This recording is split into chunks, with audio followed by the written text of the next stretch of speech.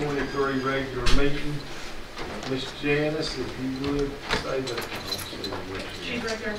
if you would say the prayer for us, and Larry, would you lead us in the pledge? Wait, yeah, Larry.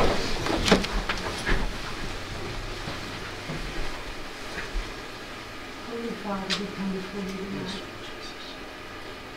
And it's in your presence that we stand. Father, every heart in this room is saved. And I ask you to direct the course of this life. Establish your plans and your way and your will. And Father, everything that would come against your plans for this community and the people of this land, I ask you to destroy those plans. I ask you to be God of the one town and the people that live here on earth and below. And I ask you to release the blessings from heaven upon the community and upon these people that live here, Father. In Jesus' name I ask this. Amen. I pledge allegiance to the flag of the United States of America and to the republic for which it stands, one nation, under God, indivisible, with liberty and justice for all.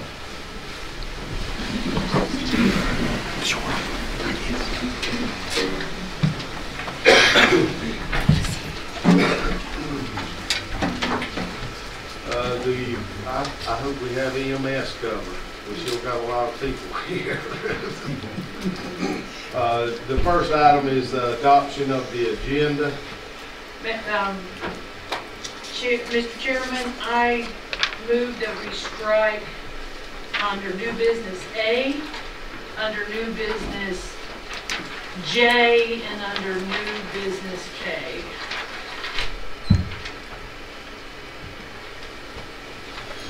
J what? J, A, J, and K. None of those are ready to move forward. Those contracts. I'll second that.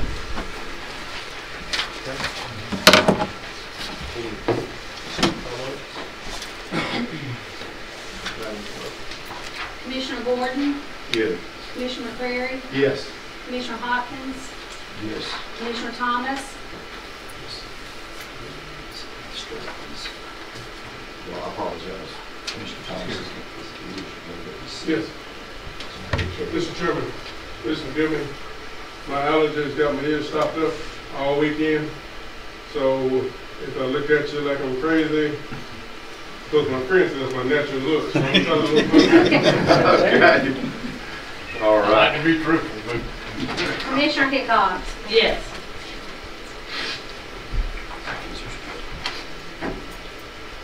With the agenda amended, we will move on to approval of the minutes for the regular meeting for April the 3rd, the called meeting minutes for April the 18th, and the called meeting for April the 24th. I assume everybody's had a chance to look over those minutes. Yes, sir. I make a motion that we approve all minutes as presented. Right. Any discussion? Any discussion? Madam Clerk? Commissioner McCrary, Yes. Commissioner Hopkins, Yes. Commissioner Thomas, yes. Commissioner Thomas.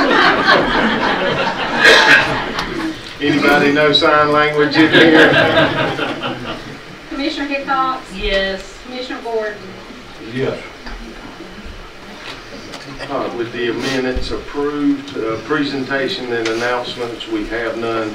Citizens' concerns, we have one on the Bright Night Power Solar Project under development in the region.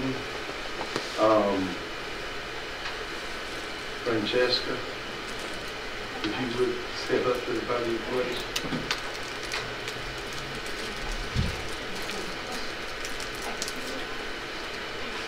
Sure, we have a presentation we're handing out to each of the commissioners and the staff as well. So we just wanted to come introduce ourselves to the commissioners and to the community. We do have a solar project under development.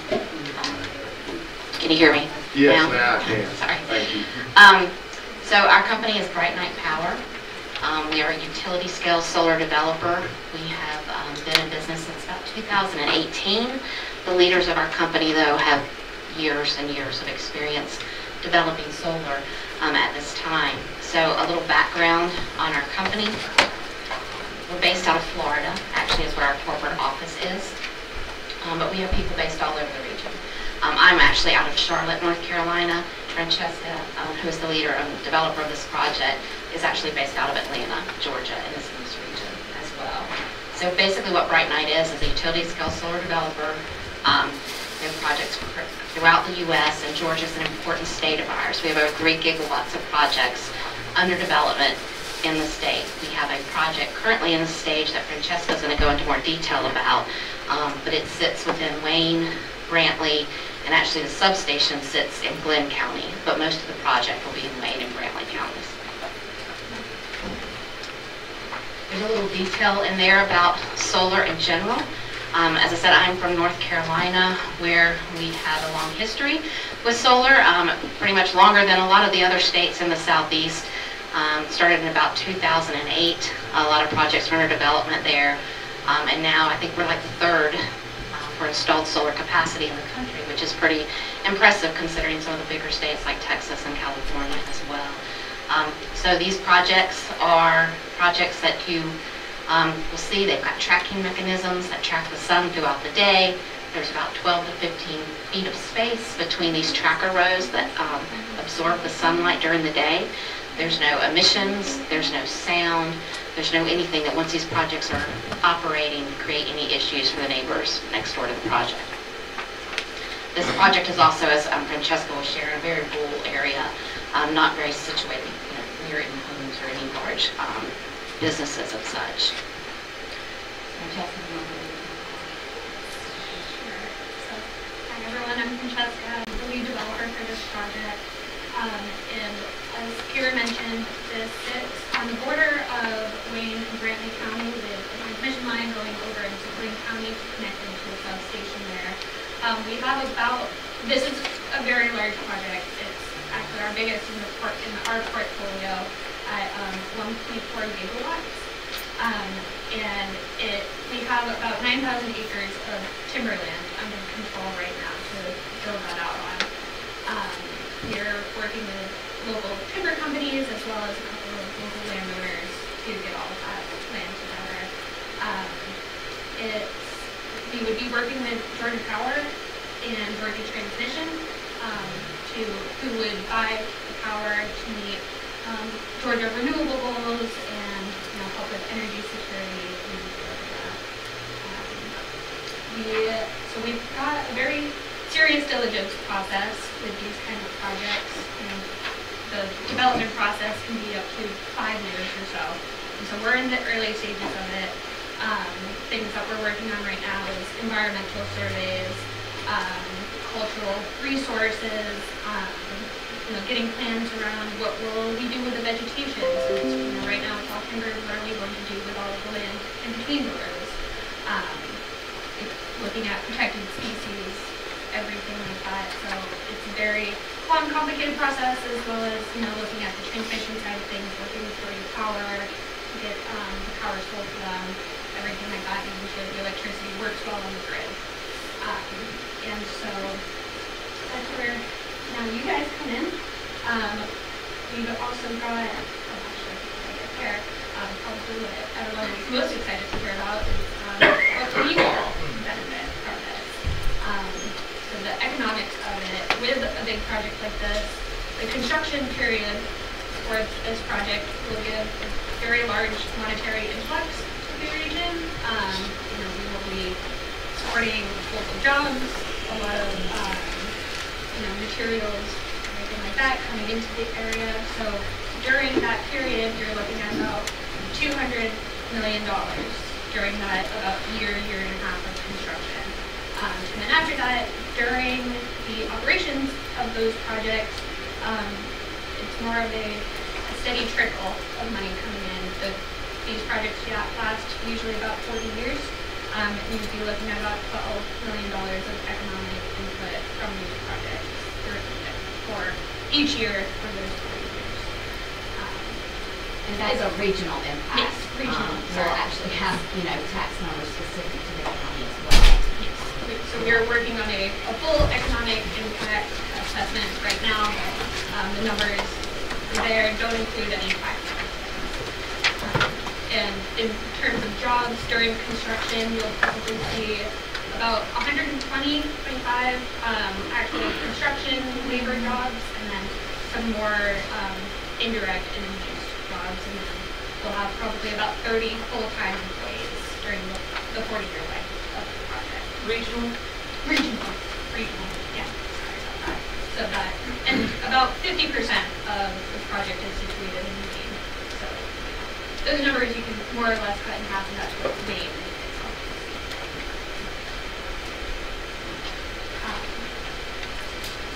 And then, so I want to just briefly touch on our community engagement approach, which is really why we're here today. We take community involvement and engagement very seriously, which is, we're in the very early stages of this project. It probably won't be constructed and operated until 2026, maybe later than that, but we want to get in front of you, be the first people to tell you about this project, so you're not hearing anything through the grapevines. We want to give you all the most accurate information you can, and hear your questions, concerns, and build those into our project. So we are giving you all a project that you want, rather than just a project that we're forcing on you all. And so, you guys can see in the slides, we list out a couple of community engagement items that are pretty standard for us: building a web page, making a pretty video with information,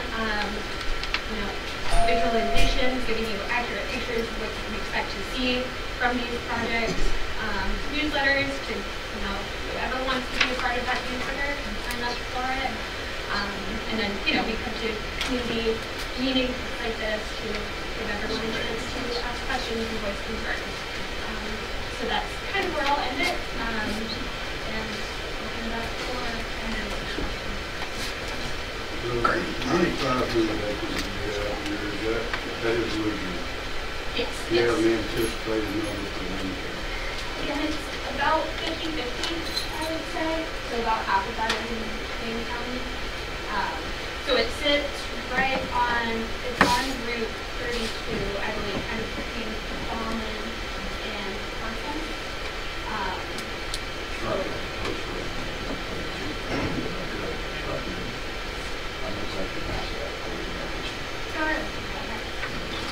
Precipitation, there's a lot more things to it like it has to. Because I've been told about these woods before. And it's like, looks really good on paper before as what the benefit Brian County gets for those taxes and everything else. So the appreciation is so great that would be some information that I would like to see.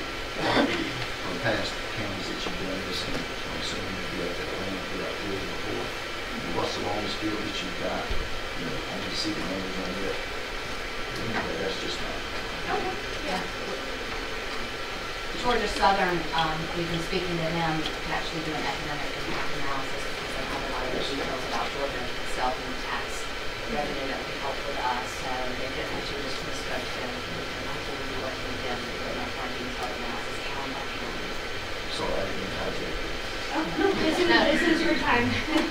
At the end of the lifespan, who's responsible for taking these panels down and returning that to the earth?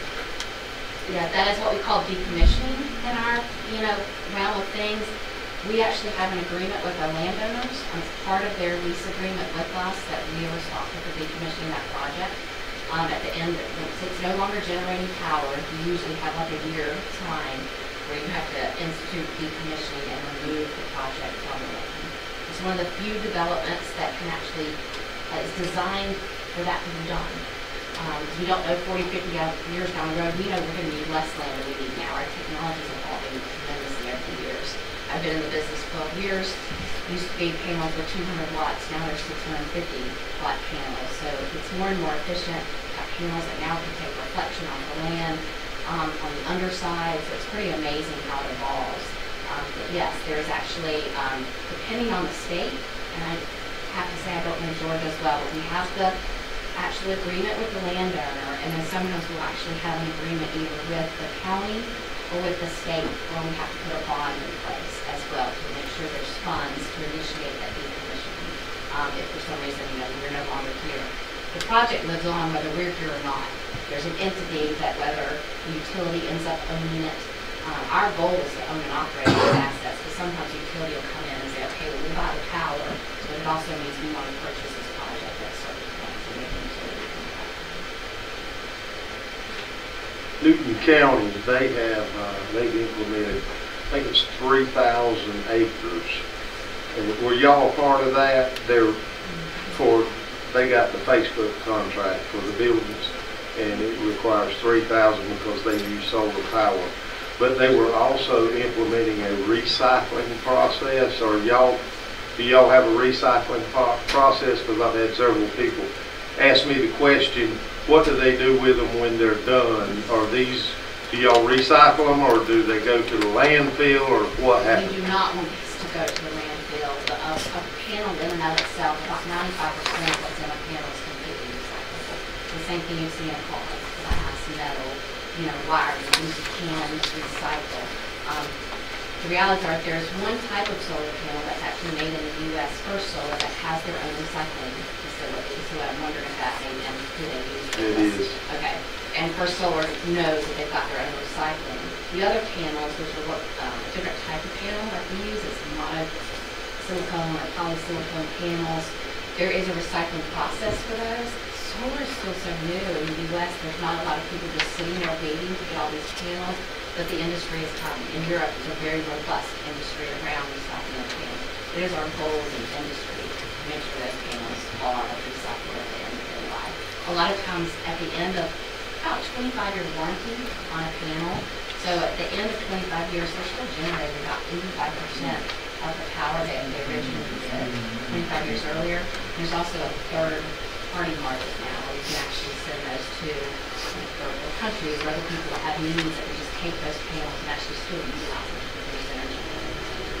Just not as effective as we need for utilities that have an application. What's the 5% that can be recycled made of? It could be anything from the lead, there's lead soldering, things like that. Possibly could be recycled. But, all the glass and other things. And what do y'all do with that? Does the lead wind up in a landfill, or what? It's actually, everything in a panel is EPA certified to be able to go into a landfill, but like I said, it's not where the industry wants those panels to end up. But I don't have a lot of more detail on it than that, other than to know that they are acceptable in the landfill situation. Any more questions? Thank y'all very much. Well, no, appreciate it. We hope at least, if you hear questions in the community and continue, we hope you will reach out. We're happy to provide information, additional studies along the way. As we get the studies done, we want to share them with you and the community as well, so you understand what has been done. Are y'all's phone numbers in here? Yes. Last page, Okay. reach out anytime. And I know you have additional questions, you can feel free to shoot us an email. Yeah. Thank you very much for your time. Thank y'all.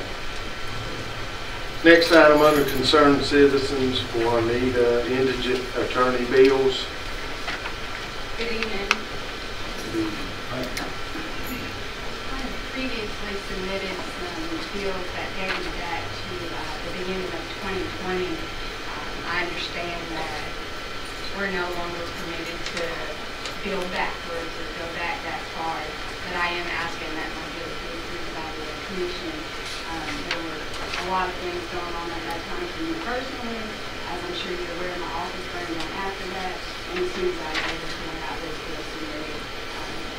If there's not a question about whether I completed the work, whether I was in court, I did the work, I'm certified that I did the work, and I signed those documents and we can approve it.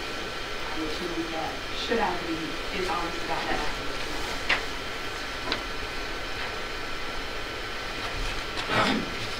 can We have a very thick stack of correspondence about your presentation. I did have an opportunity to go look at the contract. The contract states that this amount will be billed by the client to the contractor and must be approved in writing by the Wayne County Juvenile Court judge. That was under section 3, and under section 13, it says time is of the essence. And I had to Google that, but once I Googled what that term meant, it says timely performance is an essential obligation under a contract. So for me, this would need to go to the juvenile court judge. And I have presented it to Judge Caldwell here. He has indicated that he will not sign because of issues with the commission. He has been told repeatedly that there's a problem with him signing bills that are dated past 1 month now, so there was 30 days. So he won't sign them because of the rule that the commission has in place and doesn't want to get in trouble anymore. So I'm presenting it. Essentially, I discussed it with him, and it was his suggestion that if I could take it up with you all, that I take it up with you all, and that's what I'm doing. I am not sure what contract that is. I have not signed any contract outside of me doing starting as wagon work for the county. I am no longer under that particular contract and no longer offer services to the county under the Guardian of Item contract. This was dated February 17th, 2020, and it is signed by, it is Guardian ad litem contract. That is the contract that I'm no longer under. I understand, but I can't imagine the billing part of your relationship with the county. That's why the commission puts that over to the judicial side, because we're not in a position to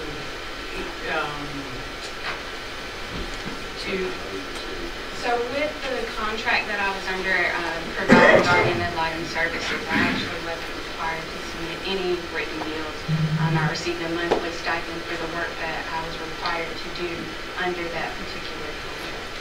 And if that is different from the work that I have completed representing parents of children who have been taken into care. I also did that work in addition to the contract work.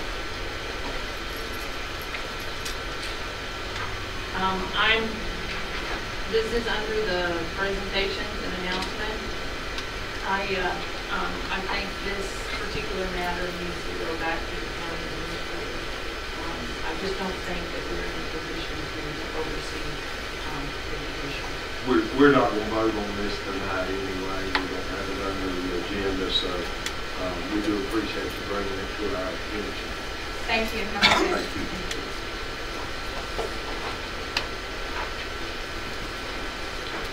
Next item is public meetings. We have none. Consent agenda, none. Old business, consider approving, removing rapid response position from EMS table from regular meeting April the 3rd and called meeting April the 18th.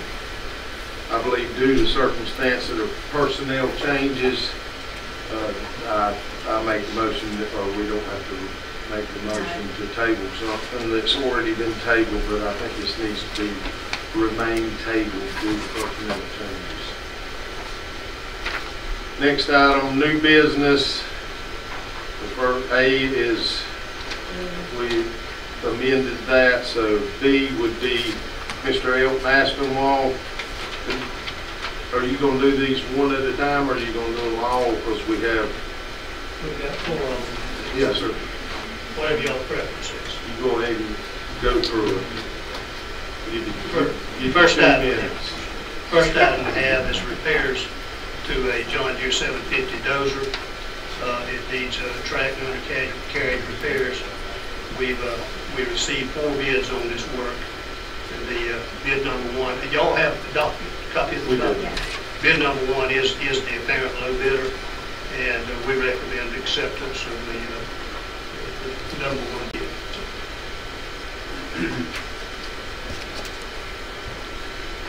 And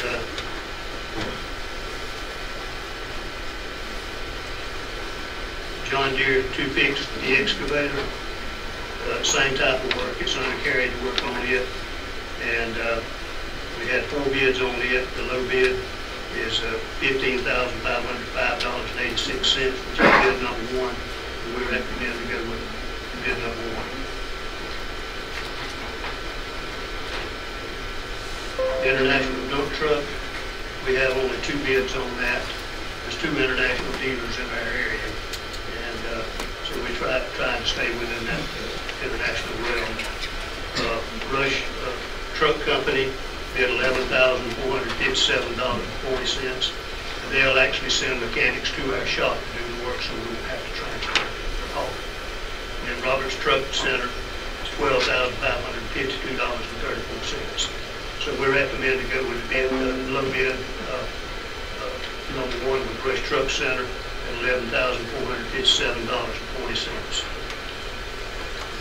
Might have more questions on this other, but we'll go ahead and consider those and then pick up the other one. We can.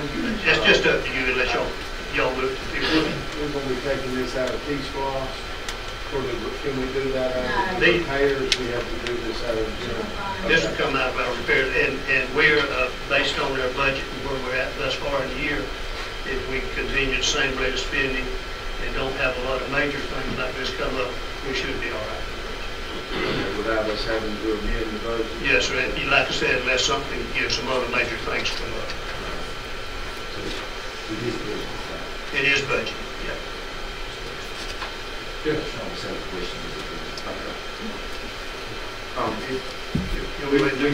We can do them, I think we can do them all at one time if you want to go ahead and Okay.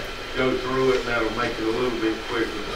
This next one, we have 2 bids on it. It's to replace an engine in our Volvo track. Pretty expensive ordeal. It's an old machine, but it does have hydraulic attachments on it that allows us to run a mower head on the stick. And we use that pretty exclusively for mowing and cleaning up around our landfill. We don't have anything else that's capable. And of course, it's also an excavator. We can use it to move dirt, anything else the others does.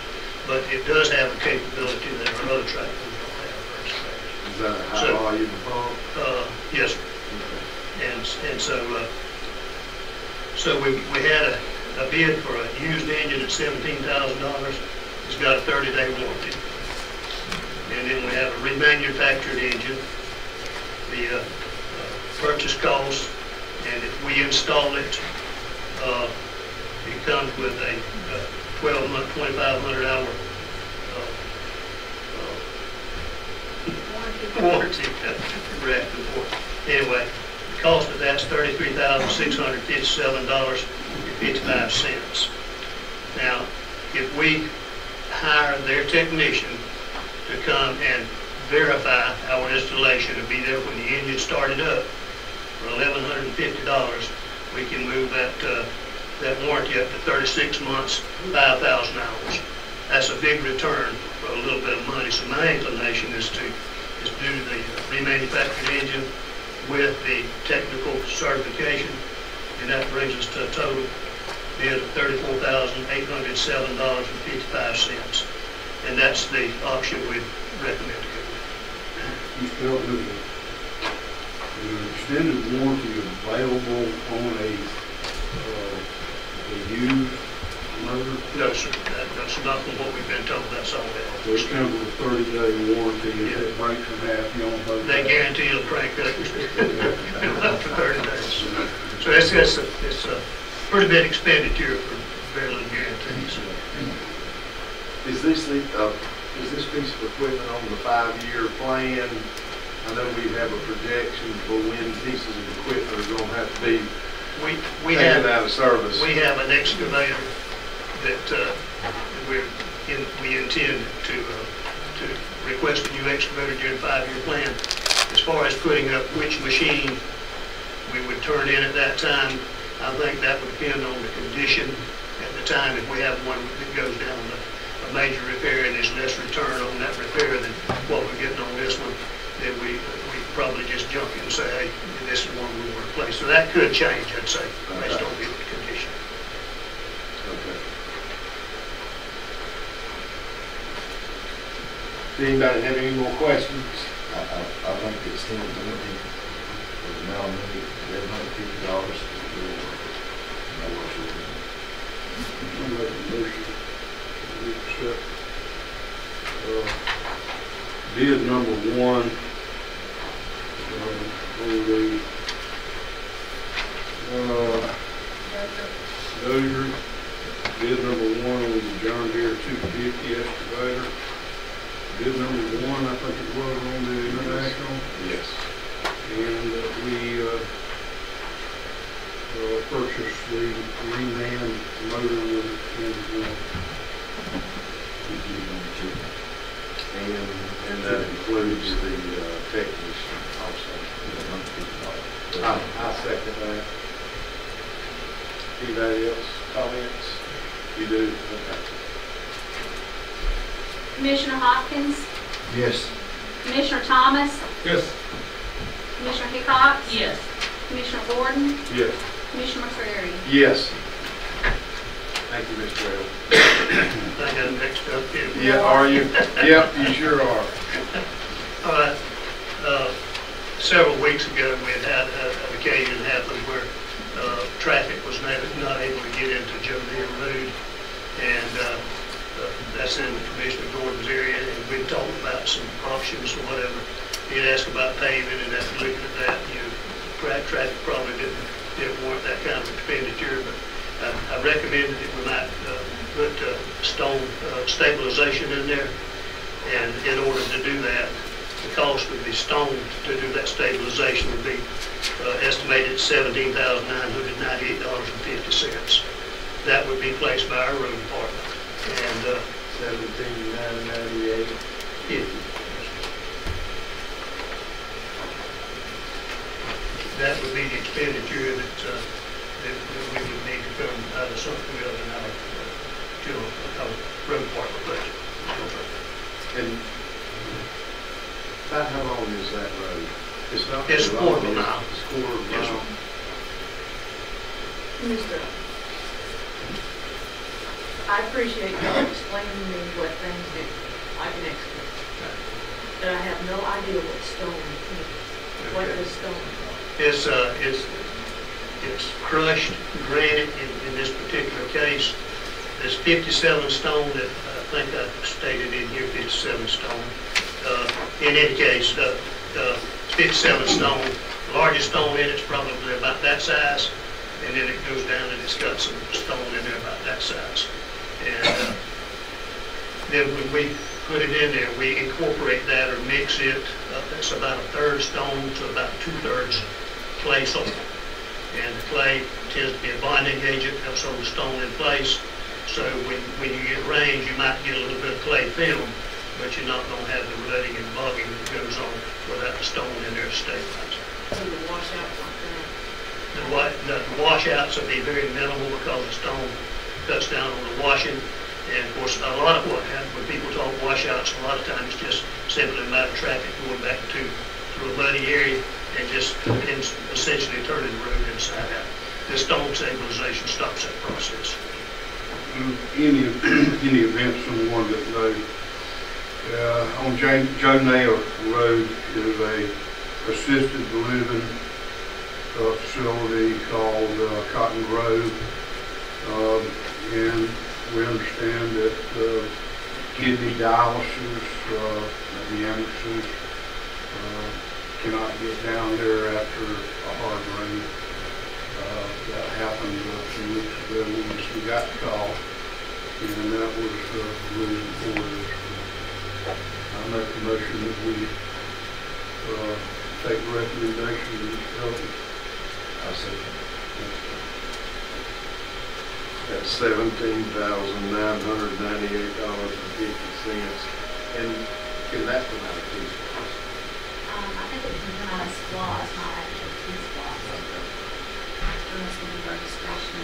We would have to come out of that SPLOST to be the discretionary. We'll amend that next week. All right. Thank you, Mr. Bell. I appreciate all y'all do. Yeah, we think so too. Any more?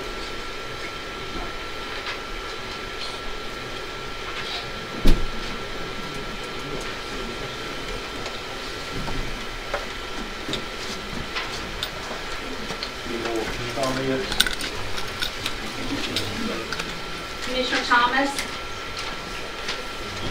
Yes. Commissioner Hickox? Yes. Commissioner Gordon? Yeah. Commissioner McCreary? Yes. Commissioner Hopkins? Yes.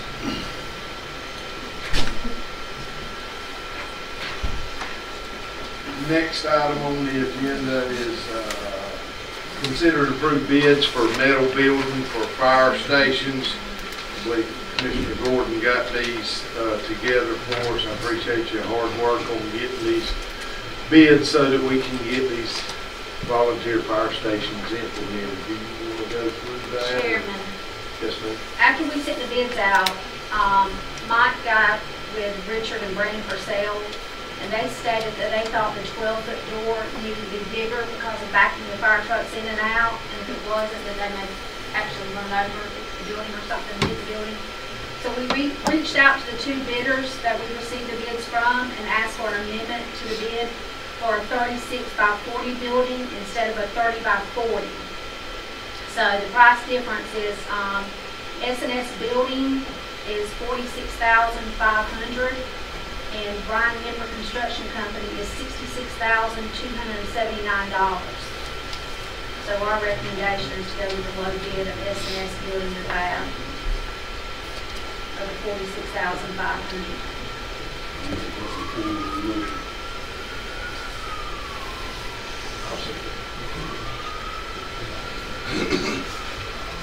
Okay, we can have a motion and a second. Comments?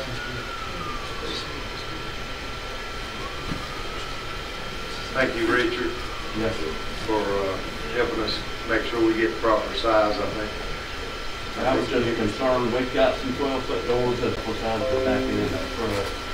Well, they get older like me and can't see, so. They got about 9 inches of clearance on both sides of the mirror, That's right. and that's tight back in the big truck. That's right. Any more comments? Madam Clerk? Commissioner Hickox? Yes. Commissioner Gordon? Yes. Commissioner McCreary? Yes. Commissioner Hopkins? Yes. Commissioner Thomas? This is for 2 buildings, correct? Yes. And this will be the one on the tank plant and also the one on, Tank and Chapman and that's the grant. yes, okay. And that's coming out of ARP, correct? Yes. Okay. Next item, consider and approve bids for sale of property parcel number J9-11. On those bids, we did not receive any. The deadline is today at 3 o'clock, we did not receive any bids. Okay. And what was the minimum bid on that?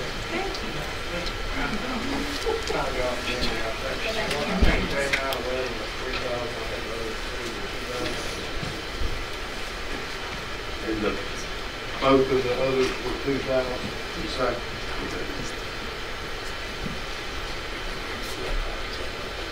So do we need to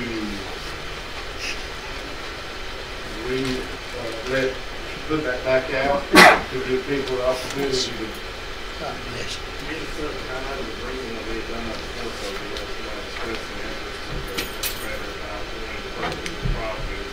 Obviously, they didn't come through, so we can't put them back out. I can agree to lower the price, and we do them at a lower price, so we can just wait and see if somebody else comes forward.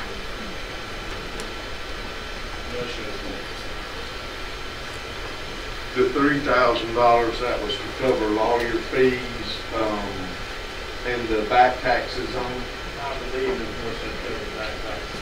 Okay. Anything that the county does is put into it to foreclose on property and get the current position that's proceed. Well, I recommend we drop it down to 2,000 and get it back on the tax digest. If we drop it down to 2,000, put it out again, maybe we'll get somebody to, that wants that piece of property and make that in the form of a motion. Well, I guess we are supposed to do them all at one time. Did we get any bids on the other two? On none of them? Okay.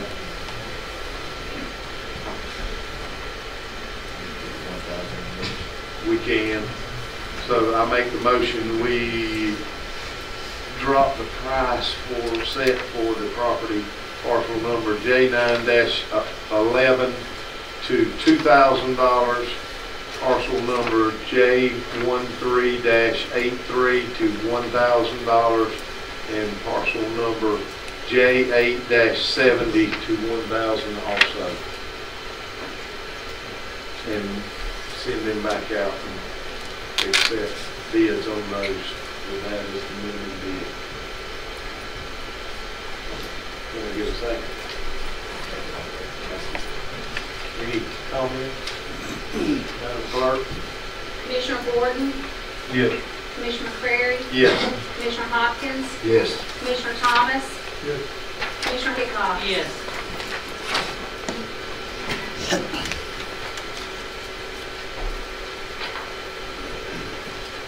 Item F on the agenda, consider and approve ordinance amending chapter 24,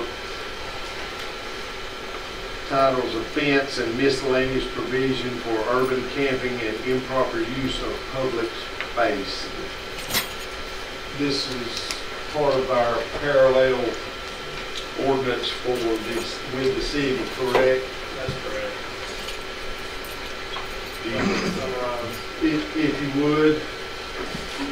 So I was asked to pretty much try to mirror as closely as we can the city's ordinances that they just voted and approved at the Comic-Con in regards to the homeless issue that the county is having, the city is having, different municipalities are having as well. Essentially, on the urban camping and improper use of public space, it's pretty much verbatim. I sat down and spoke with the sheriff and both of us know the changes in these ordinances there.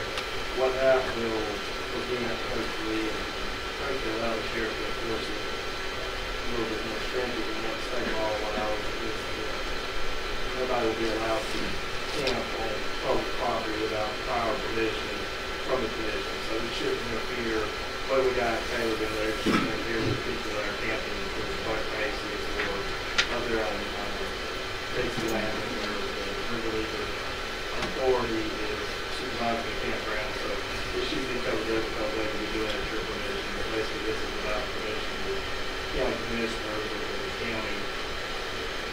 They would not be allowed to camp or use that as a campsite on a public piece of property. As far as the, I'm just going to go ahead and roll on over to the next one. The city has a little bit more detail already in their code of ordinances, of course. Let me read that first before you go into it. Consider the item G on the agenda will be consider and approve ordinance amending chapter 24 titled offense and miscellaneous provisions for disorderly conduct, loitering on private and public premises. Okay, well, I'm sorry. So essentially, very similar announcement there. The city does have more detailed points on their disorderly conduct charge there. Simply because if you're arrested in the city, they can actually charge you under a city ordinance. Here, we're governed by state law and it goes to the state court. So I've got with the sheriff on this. The only real thing that we modified under outside of what was already existing there was number 18, that under the disorderly conduct provision, any person who shall ask, beg, or solicit, which includes money or other things of value or exhibit oneself for the purpose of begging or soliciting by accosting another or forcing oneself from idea or another. That will be added to the, if approved, that number will be added to the disorderly conduct section. The other part that we're asking to replace in our ordinances will be 24-3, lottery on private and public premises. That was not currently in ours. That was something I also the city put in their ordinances to hopefully give the city of Jessup Police and what we're asking for in our ordinances to give the sheriff a little bit more ability to enforce it and hopefully keep the homeless issue under control in the unincorporated areas as well as in the municipality. Y'all got all that? Anyway, what they've done, thank you, Sheriff and Mr. Beaver, they work tirelessly because we are trying to parallel the ordinance that the city has just passed to prevent the homeless from whatever offenses they have in this ordinance. And several of those things we needed to tailor to the county because the county does have camping spots. The county has several things that the city does not, and vice versa. So in these changes that they are that we're considering or approving, this will tailor it to the county so that we're not exactly like the city because we have other items and entities in the county that they do not have in the city, and this will make it more towards what the county needs to give the sheriff the ability to do what he needs to do to take care of any situation we have. So I make a motion that we approve the ordinance amending chapter 24. Title, we're going to do these one at a time. Titles, offense, and miscellaneous provisions for urban camping and improper use of public space. Any comments? For people who don't know, who may not be from Wayne County, Sheriff, would you mind giving a quick synopsis of what we're facing in the county when it comes to our local homeless situations? Not put you on the spot or anything. Yeah, not just call me out. I ain't got a cup of coffee. But no, we actually are having some instances, especially out around Rednear Road area, where the guys, the folks that were in the city's starting to use their ordinances, and they're starting to move out, and we're having issues with folks camping in the county. I know you find that hard to believe, but they don't get way out around the Palmetto barriers. They stay close to people so they can beg money. These ordinances give us a little bit of bite so we can, without having a true criminal violation, we can deal with it. Any more comments? Commissioner Prairie, Yes. Commissioner Hopkins, Yes. Commissioner Thomas, Yes. Commissioner Hickox, Yes. Commissioner Gordon. Yes. All right, the next one is consider and approve the ordinance amending chapter 24 titled offense and miscellaneous provisions for disorderly conduct and loitering on private and public premises. I make a motion that we approve this. I second it. One thing I would like to comment about this, a lot of people have concerns, just like anybody would, about the homeless and their situations. Mayor Hickox has got I call it a team, together to try to figure out what we need to do. This is not just a Wayne County issue. I've spoken with several other commissioners on the interior counties. A lot of those do not have problems. It seems to be more coming down the East Coast right now. You know, the bigger cities always have had a problem with it. We're just trying to get with him. I believe the 31st, we're going to have a meeting with several of the elected officials from state, senators, congressmen, whoever, and we're trying to get with them to get either grant money or a solution to what we need to do. The first step that we're looking at is we're trying to talk to them, figure out what the problem is. If it's mental health, if it's drugs, if it's just down on your luck, if you want help, if you need help, we're trying to steer them in the right direction to get them the help that they need. When it comes to mental health, it's a little bit more of a problem because that involves a lot of money. And that's what we're trying to get some state funding or some guidance or some help from them. And we're not being incapacitated. We've been having meetings about the homeless, and these ordinances are actually directed in a way. So maybe we can put a little bit of bite and make them go get some help. There's several places that we have in Justin. Family Connections, Capital's Place. There's a lot of places in there they're trying to open a resource center so that if they do have mental issues or substance abuse, we can use these ordinances to kind of push them into getting help? We're finding a lot of them, and the sheriff has been in all of these meetings, and I've been in most of them, and we're finding that a lot of them just don't know where to turn to. A lot of their families have disowned them, so their families, they don't have that to fall back on. We're trying to give them the assistance and also the ability to go. Some of them just need a driver's license. I've seen people begging on the road, and you look in the background and there's a sign that says now hiring. Well, if you don't have the proper identification and things like that, you can't get a job. We're trying to get that to where they can get the help they need, whatever it is, and we just don't want to, when that influx comes from up north, some of it comes from down south.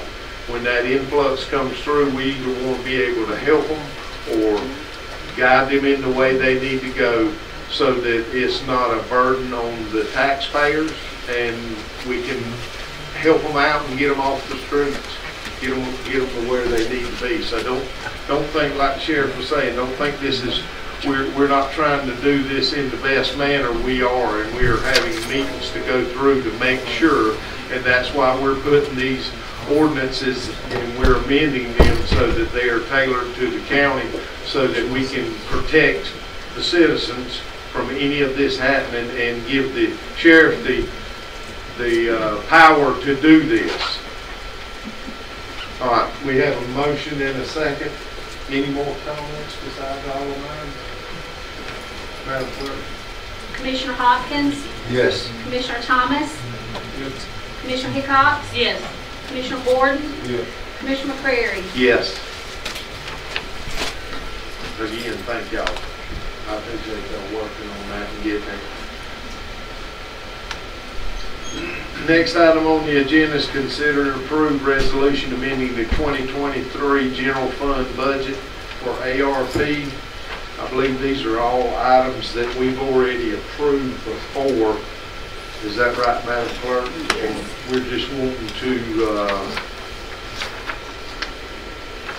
amend the budget so that it will include these, and you're just going to add these items as the money needs to be. Yeah, one of the items was the EMS, the change in the ambulance price that y'all voted on at the last meeting. The transfer to and from ARP for the fire, that was $525,000. That's for all of the new fire stations and the equipment. So on that one, I went ahead and amended the budget, but what I will do is just transfer that money as the bills come in into the general fund account from ARP and just keep a track of that. Does that also include the property? Yes. The amount we paid Yes. for the property? Yes. Okay. And then the other item was the recreation item, that was the Blackwater dump station at Lake Grace, Okay. that y'all approved at the last meeting. So the total is $568,853. That money from ARP will come into the general fund. I make a motion that we move $568,853 from ARP to the general. Right.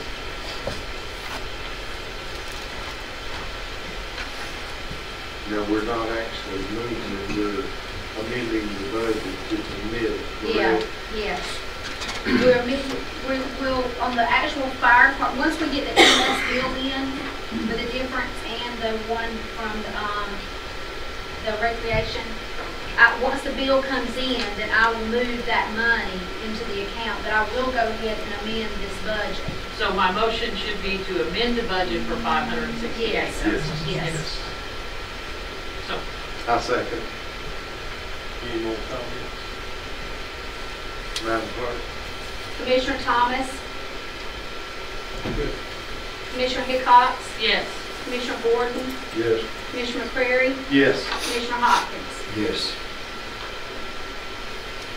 Item I, consider and approve RV park and campground for Twin Ponds and Woodland Drive.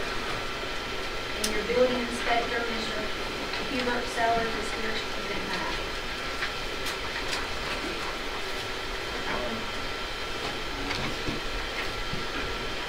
The first page you see in the pamphlet is those. Can you pull them back up? Oh, sure. The first page here is the sign that he's put up. The second page will show the parcel and where it's located on Woodland Drive. And it does meet the 40-foot frontage for the RV park. The third page is the electrical contractor that has designed phase 1 of the RV park under the 2023 NEC codes. The next page gives you a diagram of where phase 1 is to be done. Then you have a second phase, which includes the rest of the RV park and the larger amp services for them. And then this gentleman is staying under 15 RVs, and the next page you see where the EPD is not demanding a lot of the requirements because he's staying under 15 RVs. And that also 25 people. Is that correct? 25 individuals daily. Okay. At least 60 days out of the year. Okay. So, I mean, he has a copy of this, so he has to comply with it. The next page just is some of the stuff that the health department has given him about how far he has to keep his sewer lines and tanks from each other. The next page actually shows the septic phase 1 of the septic system. And shows where the well actually the next page actually shows the drain field. This first page of phase 1 shows the direction of the sewer system. And the next page shows his drain field. And then these other pages are bids he got from the contractor that we put in. And then the last couple pages are pages that the health department gave him on each section of the RV park, what they expect out of him as far as sewer goes. And I think that's pretty well it. Yeah. So under the, with him staying under 14, that's going to put him back under county, the health department controlling and monitoring what he's doing. Control. Right. If he had put 15 or more, he would be under the jurisdiction of EPD. Right. So we will be monitoring that, and you will be monitoring the electrical and plumbing installation, and I assume Mark will be the one looking at the septic. I will work with Mark on the drainage, because it does involve plumbing. Right. So I'll work with him on the plumbing, and then I'll monitor the electrical. Each one of these RV sites, as we see, the electrician is going to put some RVs require different receptacles that require 50 amp, 30, and then there'll be a 20 amp for a maintenance receptacle. So that's okay. So what I'm looking at, everything that he's required, we feel like he's got the proper credentials. As I'm looking through this book, we did his homework, we all done the homework. He went through and read our ordinances, and I worked with him, telling him what we need to drawings of, and we just, we have to hold him to it. He's given us drawings, and we'll monitor it as this deal. Now, he'll only do phase 1 first, because these RV parks are expensive to do, so he's going to do phase 1 first. And then later he will start, but I presented you with all 3 phases so that you can vote on all 3 phases. We don't want to do just phase 1 and have to come back for a little while and start, working on phase 2. As far as you know, he is he's abiding by all state and local laws and our ordinances for the county, and I assume that you will be following up on that. Has he already purchased all of his permits, or is he waiting on us to approve it before he purchases those? I think he's already purchased his permits, I know he has. Now, the health department has told me that, he will have to have like a weather driveway going in there, which can be something like crushing run, and his pads will have to be also, he can't just sit on the dirt. We'll monitor that also, as he puts in there. And that's what now? It's like, Mark called it a weather-proof driveway, or whatever. You can't yet just have him driving through there in the dirt. So they'll put like a rock road all the way through there, and each pad will be some kind of rock driveway. I mean, a pad. Oh, okay. Okay. They won't be sitting on the dirt. Okay.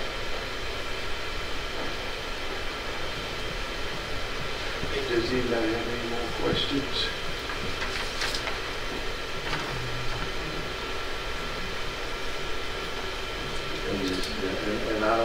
And I can make this motion, provided that he has met all the criteria of our ordinances. Going down and visit that area. Mr. Oscar seems to be willing to improve that area, even though I think he got a few down there that don't want to improve. So I commend him for doing that. Yeah, I did check with Mr. Aspinwall on, you won't have city water or city sewers, but there might be any hookups. I did check with the engineer about drainage. He said he could go out there and look at the property, and if he thought it was an issue, he would get back to it. That's why I did that. I don't think there's a drainage problem. But if it will occur, we'll address it. Okay. I don't have a problem with it as long as he's meeting, following the ordinances and state laws and abiding by them. So it looks like we're going to be left with monitoring all this to make sure it's done properly. It looks like he's already got a plan for with the stages that he's put in here, and very detailed, I might add, that he's got everything he's supposed to have. And as I long will as say he's a veteran, and I have no reason to believe it he'll lie. I think he's been very upfront, and anything I've asked him to do, he's presenting me with paper. looks like in the detail of these drawings, he's not hiding anything. He doesn't give me that impression at all. Right. All right, any more questions? So do we have a motion to approve this? I make a motion, we approve the RV park and campground for Twin Ponds on Woodward Drive. I second it,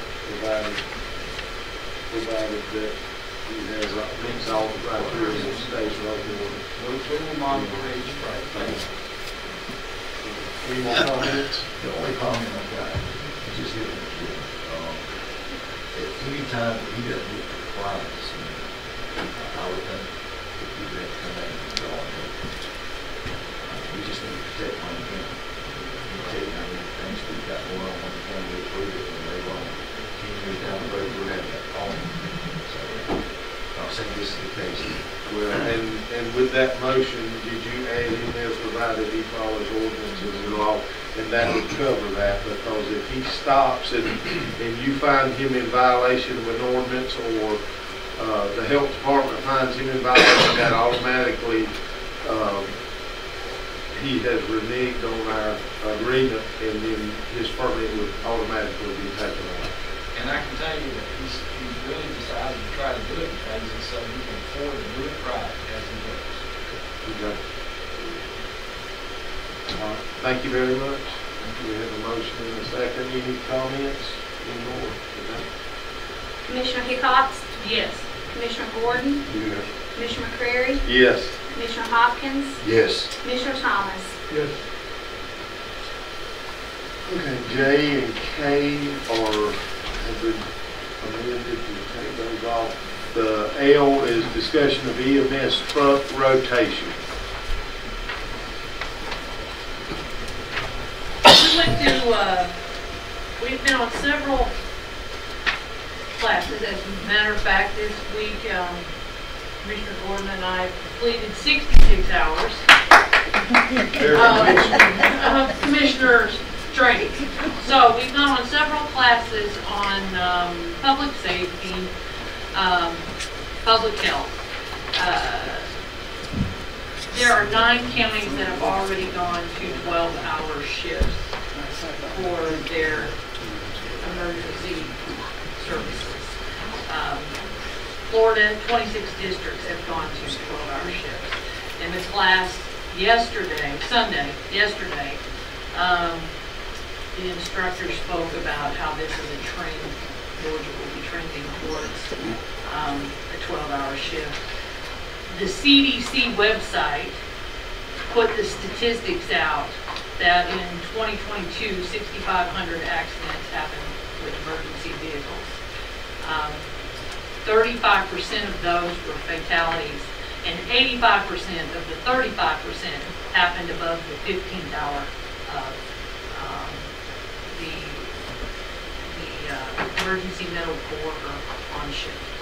So we have tasked the EMS director to explore doing a 12-hour shift, to put a 12-hour shift for the staff, and then the trucks on 12 hours versus 24 hours. So will you speak to that, Mr. Richard? Sure. And keep in mind, this is just a discussion. Yeah, we're just trying to. Yeah, I was asked to work a 12-hour schedule and I have. And this is nothing that Richard made called a fitness schedule. It's actually used pretty much a bunch of places. The first page kind of explains what it is. The back page what the schedule is, how it would work.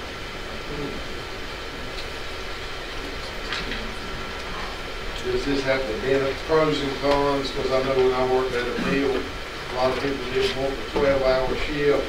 And once we voted on it, it was passed to be used for a certain time. And then once it came back, it had to go before them again to be voted on. Is that how this works? Or how do y'all approve it if, to go with a 12-hour shift?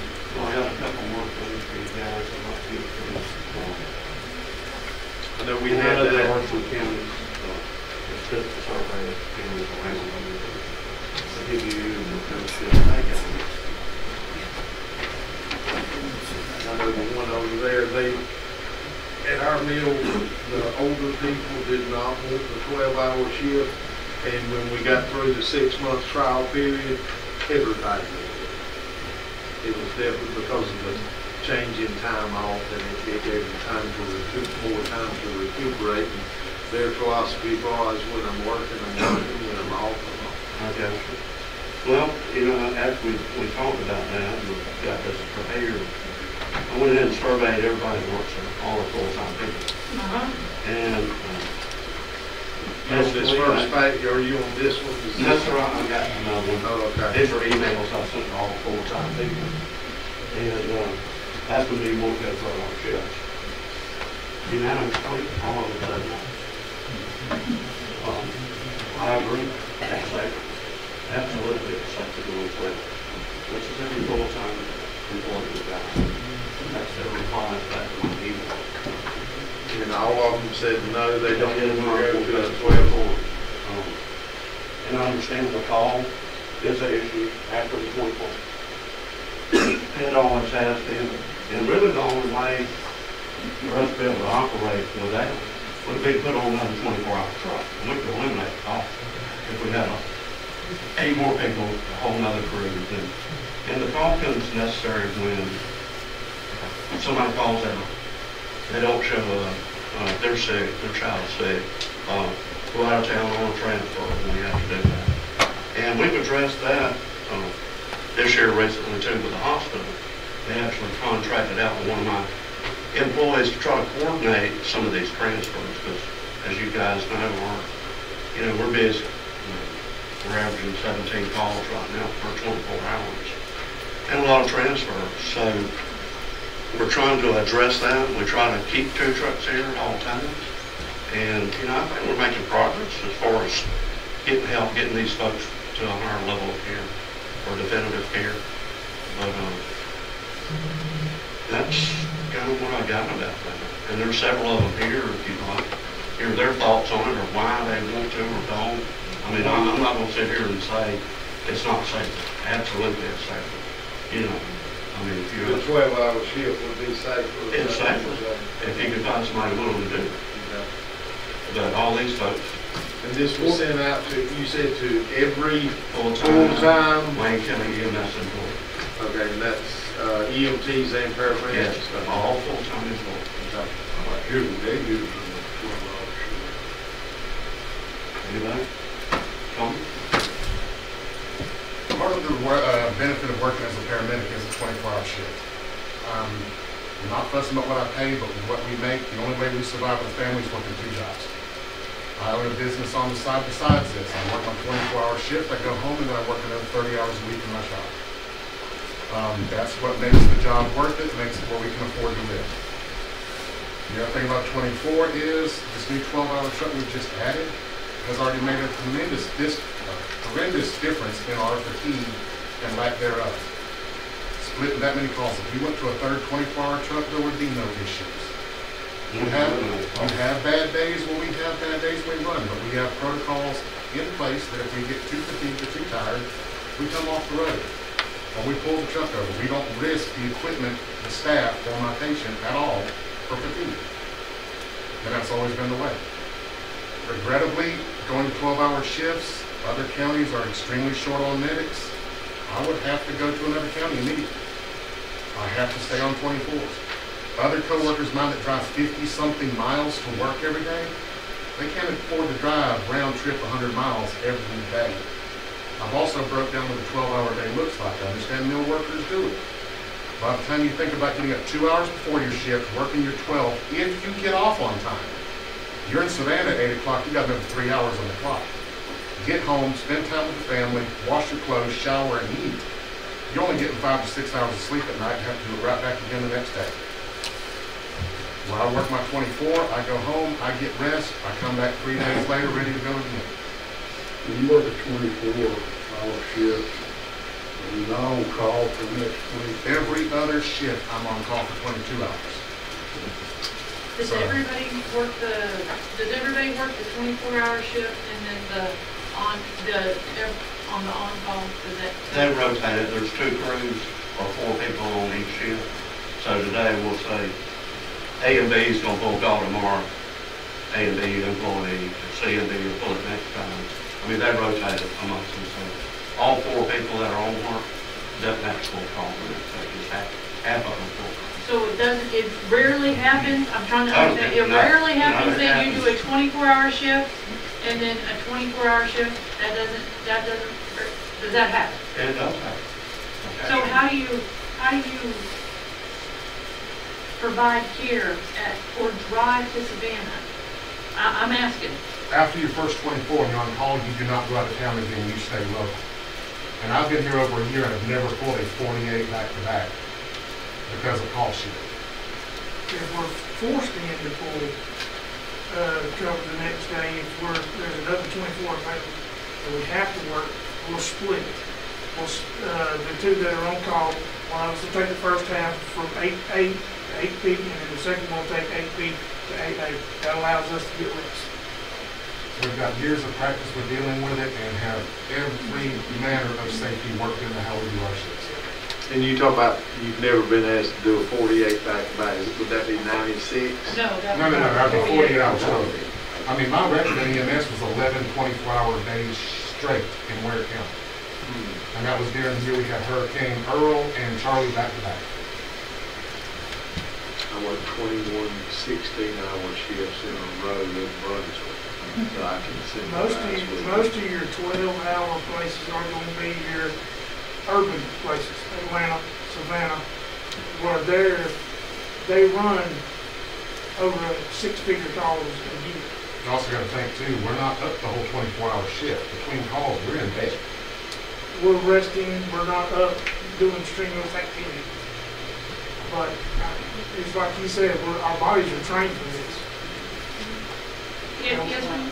I think one of the overriding factors right now in helping to reduce that fatigue that we have been struggling with, and there have been several of us that have had to work that 48-hour shift because we are short-staffed.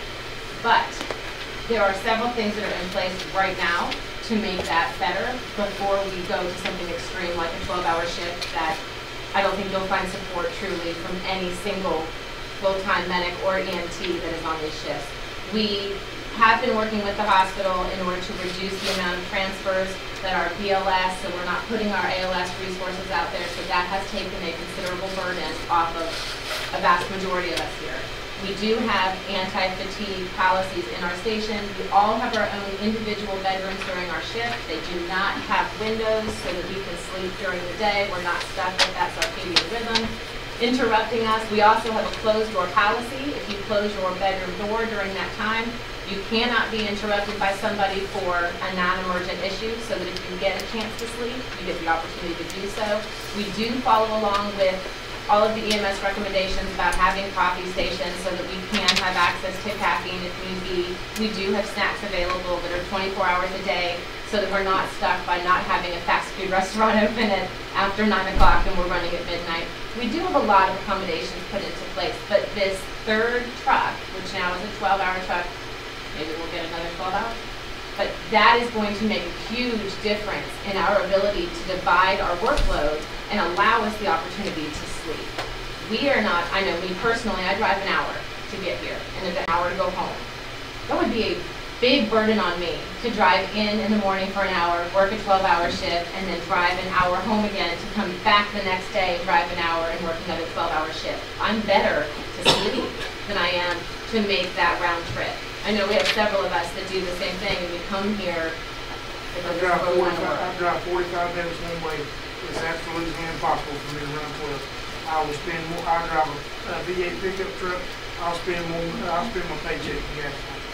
So you say there's an anti-fatigue policy. What does that mean? Can you quote it or what? Those are, I shouldn't say we should be able to, I can't quote it. It is what we now know that has been supported by our chief, saying these are the things that we do. They will not interrupt you if your door is shut. You can sleep. We do have the accommodations at our new station that allow us that opportunity. If you call crew fatigue on a transfer, somebody calls me and says we can't do it, and that transfer gets given away to somebody else, and I negotiate back with the hospital to ensure that our crew is not on the road. Without those policies, without those protocols that we've been following, it does put us in a pretty tenable situation. So, well, it sounds like to me. I work a lot of outages, there's all kinds of safeguards that we use at the nuclear plants for the fatigue rule. Sounds like to me the plan that y'all got is really working good. You're subject matter experts. I'm not. When it comes to making sure that you're proper, you've got the fatigue rules or guidelines that y'all put in place. Sounds like y'all get a lot of knowledge. You've got a lot of experience with the 24 hours. You sound like it fits your lifestyle and it's more better for you. So my opinion is let you and y'all determine how that needs to be run along. This is running within the guidelines. I don't think it's my job to tell you if you got to work a 12-hour or a 24-hour.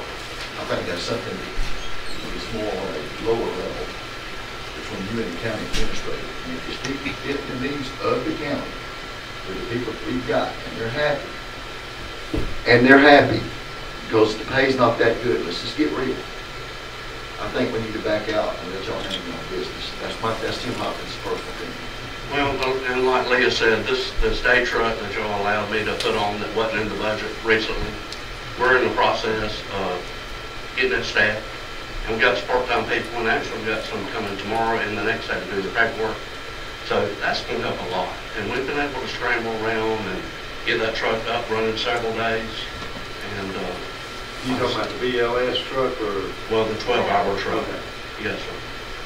Can you elaborate on the BLS truck for me and everybody out here? That's one of the things.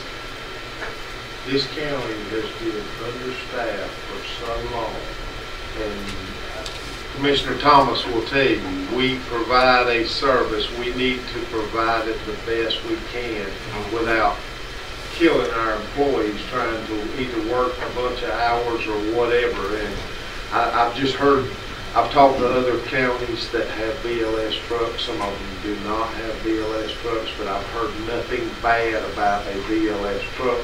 And I think Mr. Beaver looked in our ordinance, and it's not us that cannot have a BLS truck. It's those companies that are contracted coming into the county that have to come in. If we require mutual aid, those companies have to come in with an ALS truck. Who regulates that? Who makes sure those companies are actually bringing, staffing only ALS trucks in Wayne County and not BLS trucks? Nobody. And there actually are BLS trucks here with a private company on a lot of times. So I don't have any paramedics. We can certainly do it. We can certainly do it. But I wouldn't think you would expect a private entity to come into our county without changing that and give them a higher standard they got to meet above what we have. That just doesn't. That makes sense. But right now, our standard is only ALS, but there's BLS coming in from other counties. The private entity here, or maybe some of the transfers. Yes, sometimes they have BLS. Basically, they can't start an IV. They can't flush out a saline lung. They can give you oxygen. Can they go on a 911 dispatch call? They can. So they certainly can. You say that we cannot let them come in. They're coming in with a lower standard. We have all ALS trucks, and they're coming in with a BLS truck. I don't, maybe I don't understand. If we're asking them to come in with an ALS truck, more than likely, if it's mutual aid, it's going to need an ALS truck, correct? In my opinion, yes, sir. Yeah. Yeah. I mean, we could go to something as simple as a headache. Got a headache. What's he got? A subarachnoid bleed? Or has he got a migraine? Or back pain? Has he got a pull muscle? Or has he got a descending, dissecting aortic aneurysm? Or they won't pick up on that. I mean, it's a higher level of care. Can we do it? Absolutely. Can we send it to people? Absolutely. With having a hospital here in the county, is there a need for transfers? Are we spending our best resources on transfers that could be done with a BLS truck? Like I told you, they hired one of our folks, Leah, as the coordinator of all these transfers. She goes through, and it's a triple decision between her, the hospital, and the doctor seeing that patient to determine what level of care that patient needs. And we're not deciding, oh, well, it's BLS, and then something happens. So do we send a ALS truck on a BLS transfer? Do we do that? We have in the past for the last 39 years. But that's what Leah's for. She's trying to prevent us with, by handing that to a private entity that has a BLS truck, to take that and takes crew fatigue off of our ALS trucks.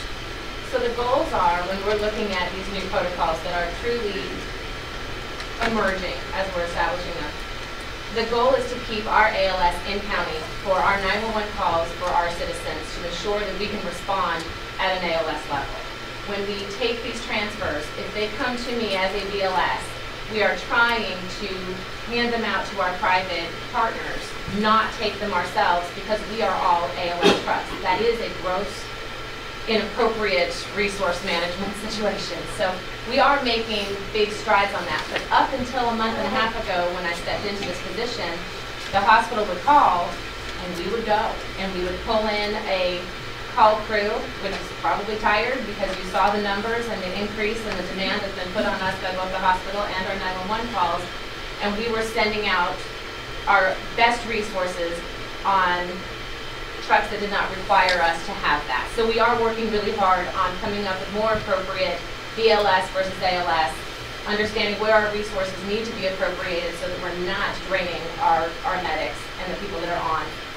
But with regards to, our goal is to be the last resort. We don't want any of our citizens sitting at a level of care where they need to be elevated to Savannah or to Jacksonville and to have them sitting and waiting at great lengths. And we do have a shortage everywhere. I have one more question. I know there is a paramedic shortage, which we spoke to that at the last meeting. Is there an EMT shortage? Yes. We have a shortage all across the board in EMS, all across the board. But we do have more EMTs and more AEMTs than we do paramedics considerably. And the number of students being turned out for both EMTBs and A's is considerably higher than those for paramedics. Why are we short number? It's a nationwide change. It's Okay. not I extensive. thought people Most had, paramedic- I thought all of our paramedic positions were full in Lincoln. They aren't. They aren't. So, as a paramedic that I was in the military for, Can you state your name? my name is Gunnar Hale. I'm a full-time paramedic at Wayne. So, I was in the Army as a combat medic for 6 years.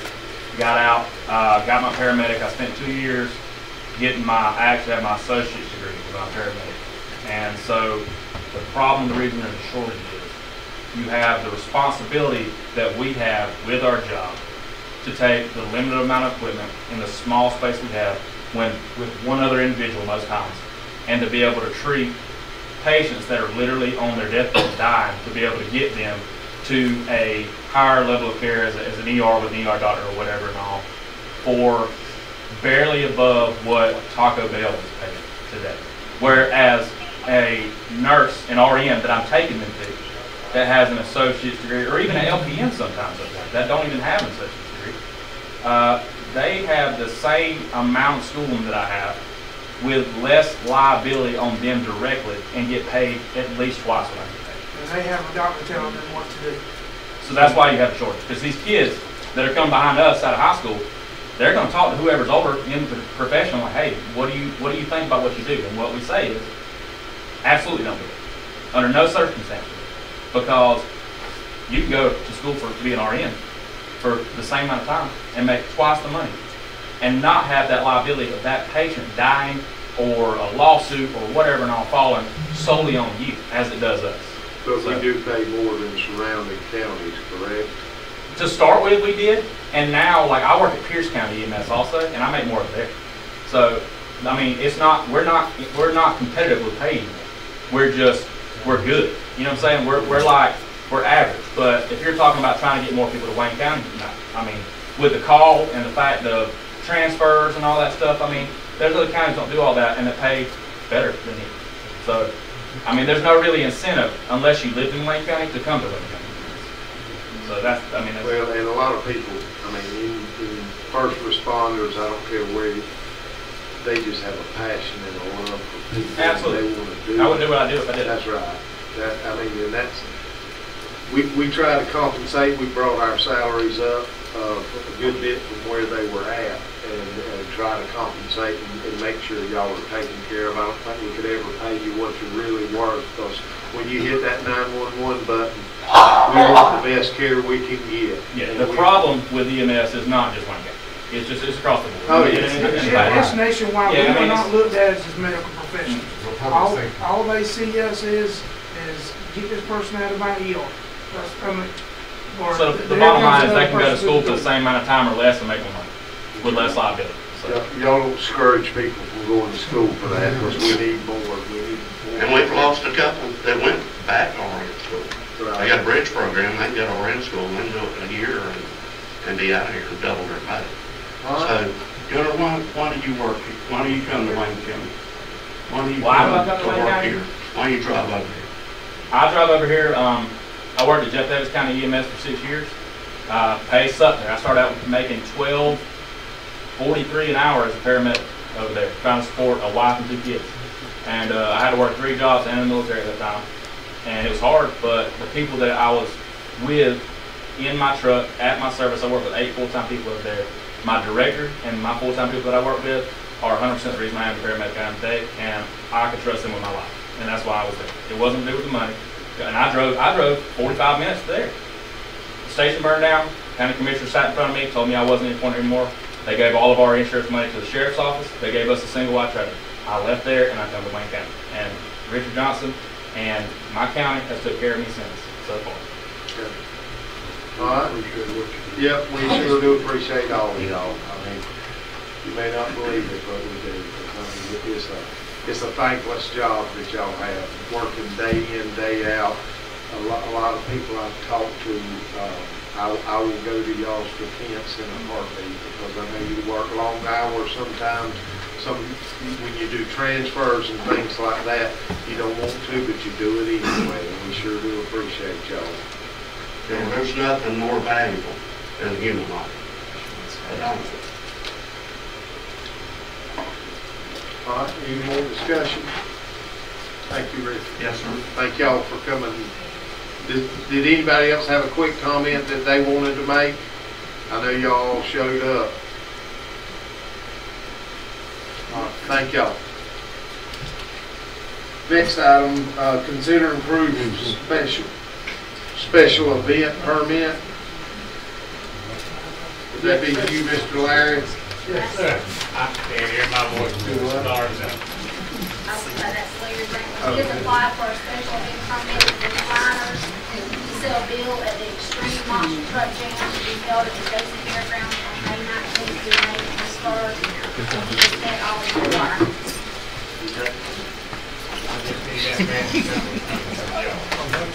And that's when you will, insurance and all that, you can do that. Jim will actually do the insurance about even on the truck jam. This is just a special event permit for Larry to get in order to sell beer. Okay. We serve beer, water, those just don't see this. Right. I make a motion that we approve this special event permit. Second. Any comments, questions?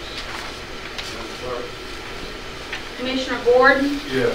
Commissioner McCrary, Yes. Commissioner Hopkins, Yes. Commissioner Thomas,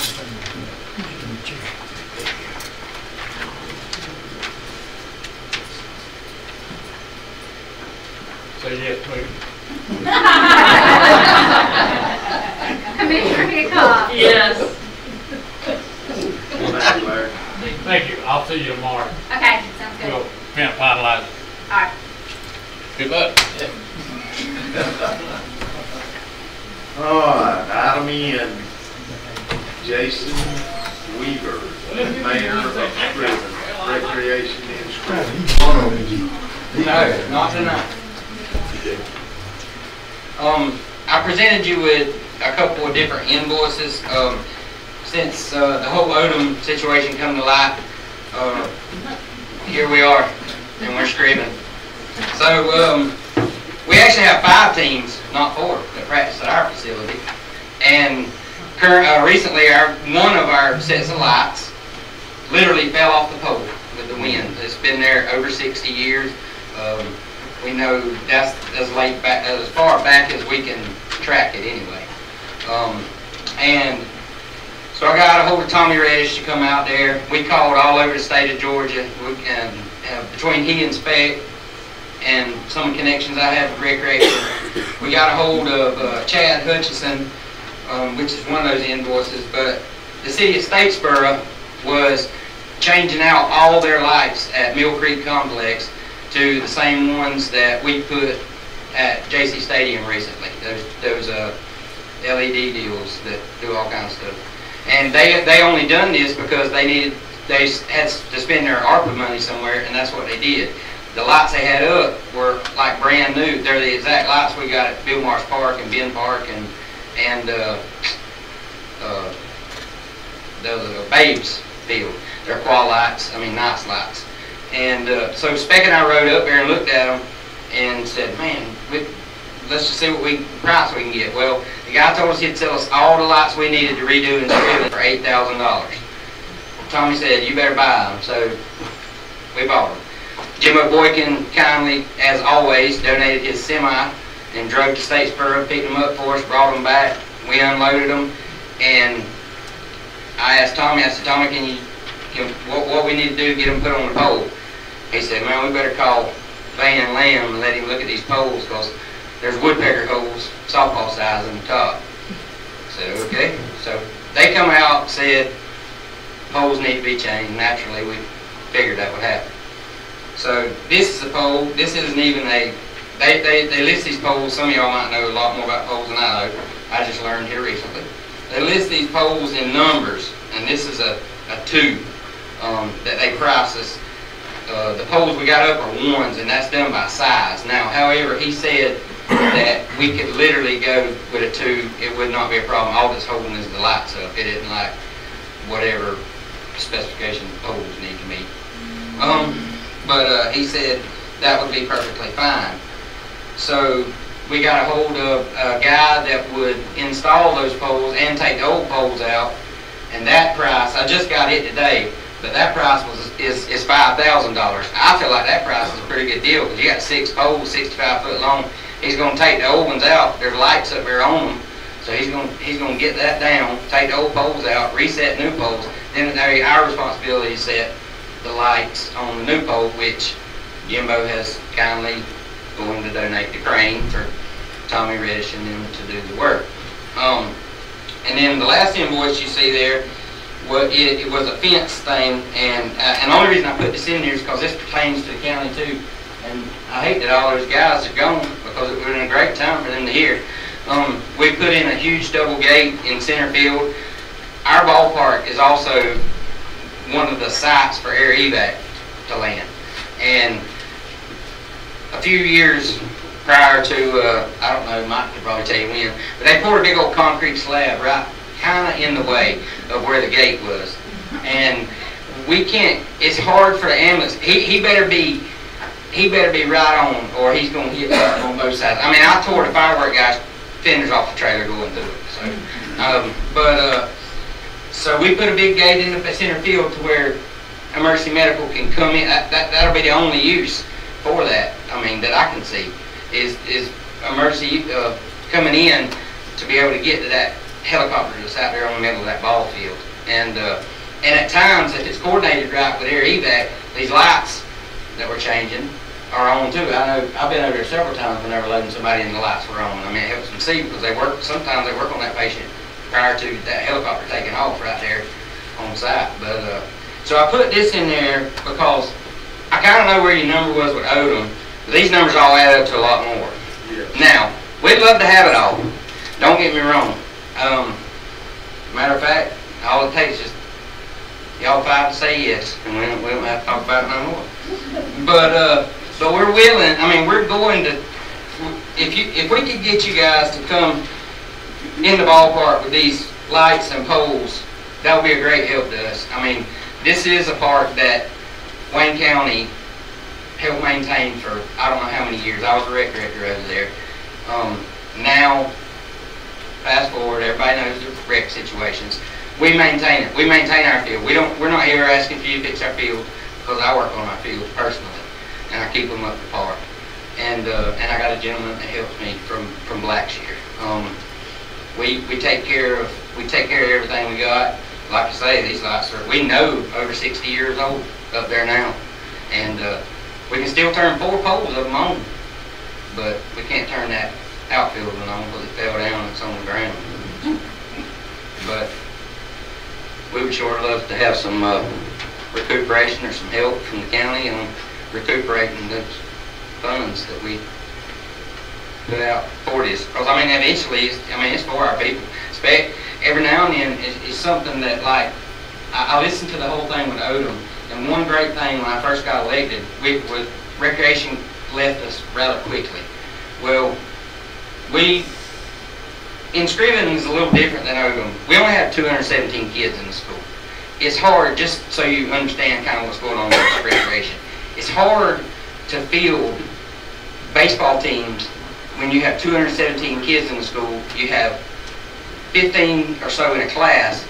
Well, 11 of them's got to be boys, or 9 of them's got, or 9 to 10, because they want to put the 4th outfielder out there now with chip and baseball, but whatever. 10 of them's got to be boys on this baseball team. And I mean, they allow girls, but most girls play softball. I mean, so you don't have that, and we don't have that in Scriven anymore because we're K through 5 now. We're not K through 7 like we used to be, and we used to have numbers. Well, Odom has a great influx. I think they have 450 something students up there in that school, if I'm not mistaken. You're going to have a spurt, and it's going to come back around to Scriven again. I don't know when, but it's going to, because what got me in it was Daniel and them's little brother Sid, that's on the varsity staff now. at 9 years old, we had enough for 2 teams, and we had them from 9 to 10 to 11 to 12 to 13 to 14. And that group's gone. And when that group left, the baby boom, I don't know what happened back then, but apparently something. And, They you know, got cable. you're right, they got, well, I got cable. I know that, after my 4 girls, I got cable. But, you know, so that's what's happened in Scrivens, what I'm saying. The school being down, the school system going K-5, our numbers are not where they should be in Scriven. I mean, the school will tell you that. For that school was built for 450. So it's hard to field a team. Now, Tommy Reddish has a little old T-ball team that's got a bunch of kids on it. So it's coming. And I mean, that little group is going to be together from right on up unless something comes up and they have to go through the drafts.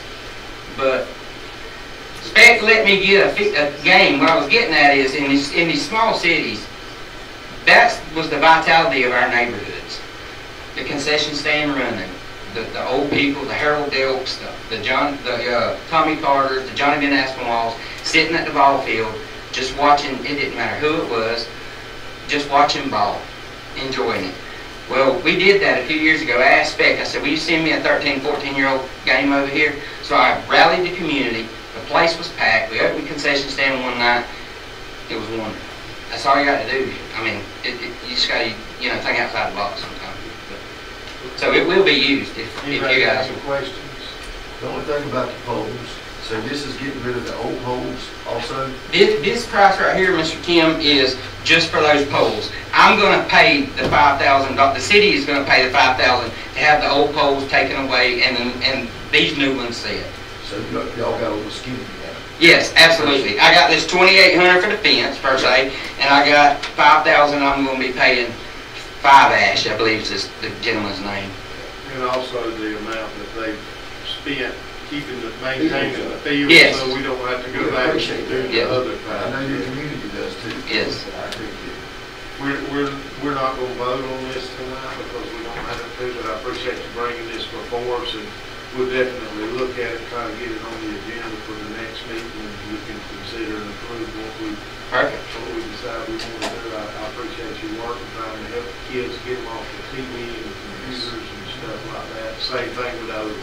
Yeah. We've got to do what we can to get these kids back outside. I agree. And get them where they need to be. Thank you. Yes, sir.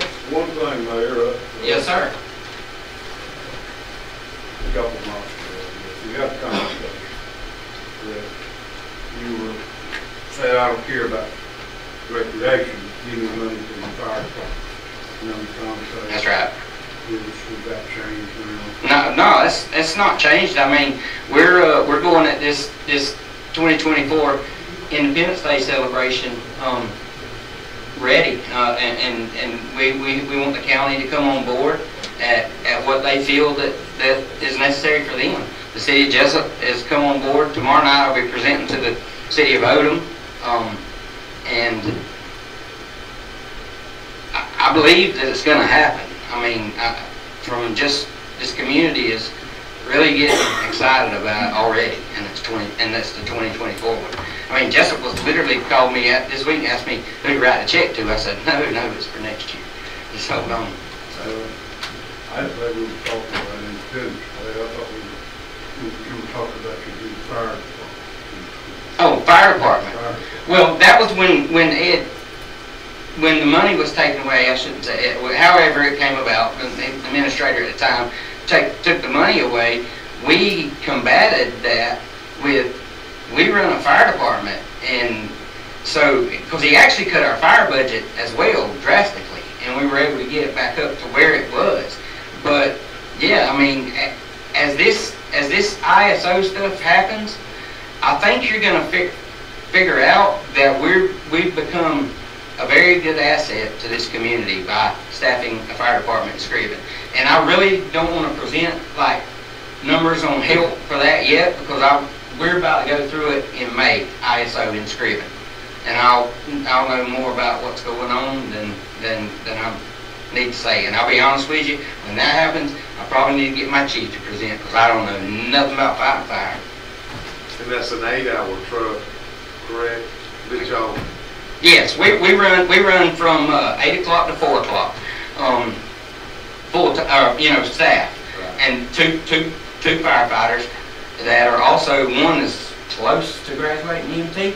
One of them's close to graduating being an EMT, the lady that we have, and then we're blessed. We actually run a captain from Ware County a lot as our other guy. So we've got some knowledgeable people and we respond to every single house fire, structure fire in this county because we have the only truck in this county capable to refill air tanks on site. The lady that's supposed to be an EMT, is she dual training on fire as well? Yes, sir. She's a certified firefighter. We sent her to firefighter school and had her certified. Good. Thank you.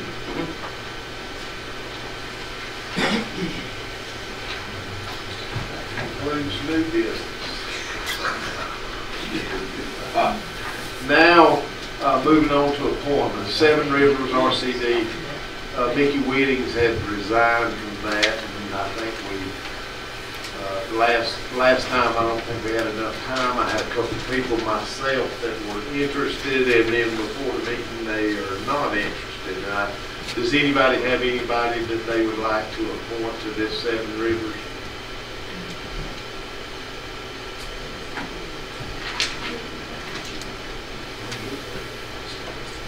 That's what a lot of people ask. What is that?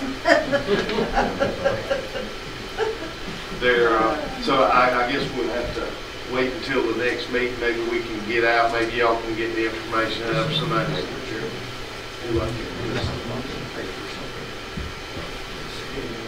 I think we'll get somebody. I mean, I've been asking because I have a group of people that want to be on certain boards, and I just haven't found one for this. So we just need to get the information out. I don't think we've ever put an appointment in the paper. He has, but Mickey Whittington has served years on this board. 15 or 13 Yeah. years? Yeah. And so he was there for a long time, and we just need to start asking around.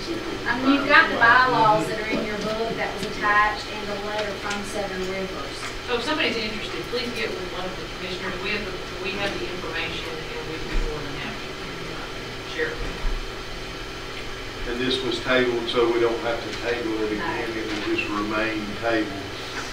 Item B on appointment, Independence Day celebration. Appoint one commissioner to serve on the Independence Day celebration. And I guess that's all out now, and we can talk about it. What this is we went over there and we met with the mayor and several other people on this, and the area in Scriven is getting too small. Is that accurate, Mayor? It's getting too small and congested over there. We're getting more and more people that are wanting to come to this, and the mayor has found a solution for us to bring this to Bill Morris Park, somewhere in that area, in 2024. They pre-order their fireworks the year before, which was very good because they're about half price this year because they ordered them last year. If you'd ordered them this year, they would be double the price. Or you can order half of them and you have half the show. And that's what he does not want. And that's what we're looking at. And if we're going to continue this, I don't know if any of y'all ever go to the fireworks in Scriven. There's always a lot of people there.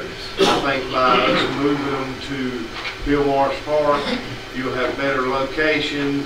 The area can be marked off so that the company that sets up the fireworks will be safer and they can get their job done quicker because they don't have as many interruptions as people riding by wanting to watch them. We also have just want to get somebody on this board, so that a commissioner, so that they're in tune and they can give y'all updates like I'm giving you now on what's going on. And the fireworks will go on in Scriven this year, and they will still be in Scriven. This is looking for the future so that they can be moved back to Jessup, I'm sure a lot of y'all remember when the fireworks were out at Bill Morris Park when I was younger. And that's where they always have them, and then they moved to Scriven, and now we're looking at moving them back, or the mayor's looking at moving them back, and that's what he wants this appointee for as a commissioner to be in tune with it, so he can keep all of us up to date on what's going on in that decision-making process for the Bill Morris Park. Mayor Weaver has several other people serving on the committee also. Also, would say it's better when the fireworks is over. Nothing against Scriven. I mean, we had to park way down there, and you know, it got blocked off, which we had the police kind of. But I think having it in a different location, just getting in and out, is going to be more of a safety. We did a lot of homework on this, a lot, like 3 months worth of it.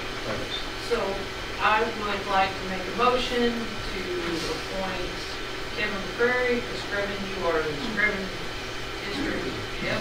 And you are fluent in Scriven. You have to, you can't miss these meetings. This is my heart, Terry Moore. I'll do it in my spare time. You got to leave. Yeah. Can I deny? No. Hey, I'm over there with you, because Mayor Weaver, I'm over there with Mayor Weaver with it also. No, it's a good thing, and I do, I mean, that, I want it to be a success for sure, so. Anyway, any more comments against me? None that I can say. Commissioner McCrary, Yes. Commissioner Hopkins. Yes. Commissioner Thomas. This is no, you don't. No, that's a no. No.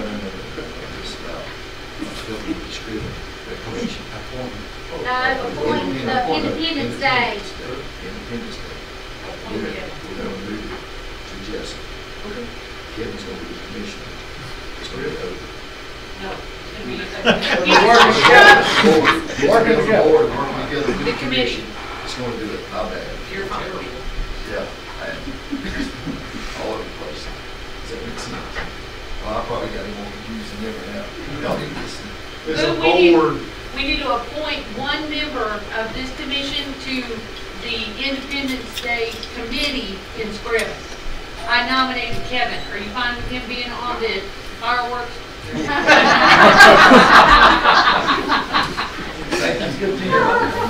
Commissioner Thomas, yes. Yes. Yes. Thumbs up. Commissioner Hickok. Yes. Commissioner Gordon. Yes. Thank you. Thank you. All right. That's all in the appointments, items with the county administrator. Okay, on recreation, we voted at the last meeting to amend the budget for recreation for Odom to repair their ball fields. Odom has not signed the intergovernmental agreement, so I did not amend the budget at this time for that. Okay. Also, CK Electric of Southeast Incorporated, the rec department has had issues with lights at the adult softball field, and we have been back and forth with Georgia Power on this. Georgia Power has stated that it's not an issue with them.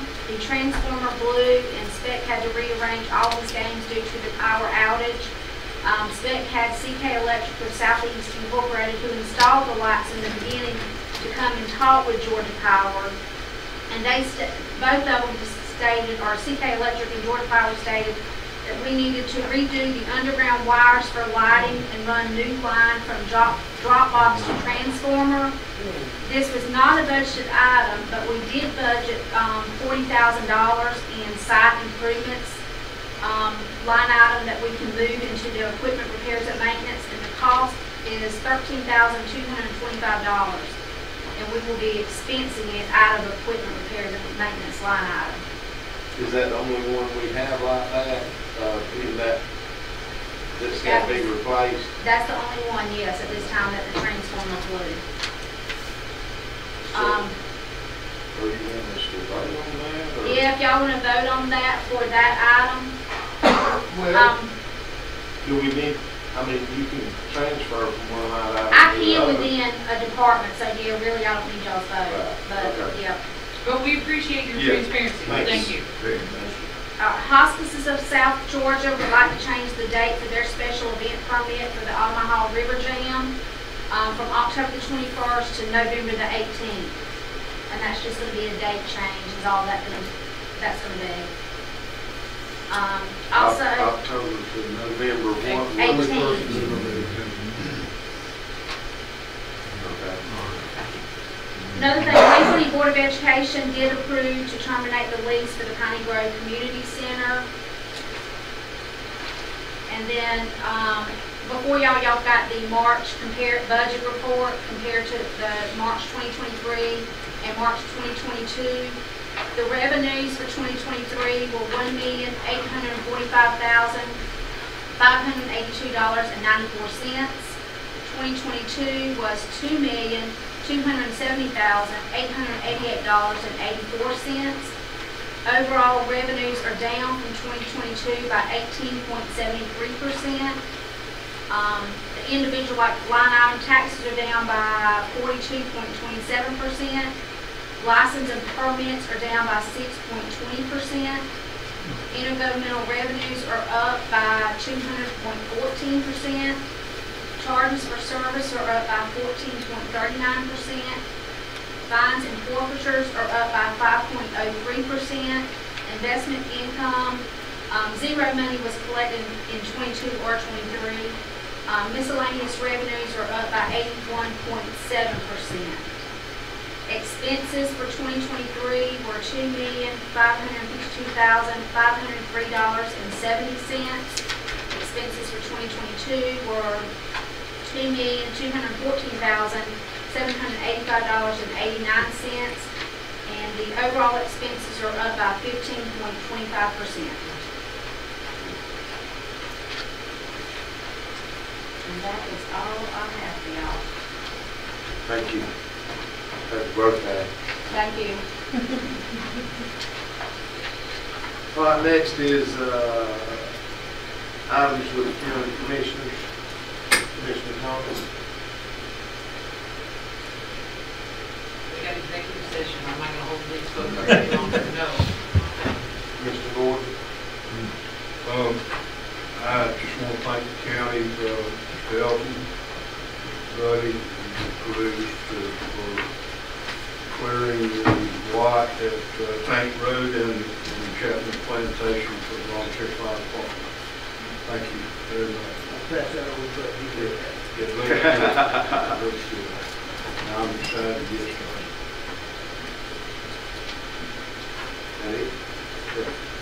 I would like to also thank y'all. I mean, I know as many calls as you and I have, and you have 4 other commissioners, I know it's a lot. And y'all are working understaffed as most of the other areas are, but I do appreciate what y'all do and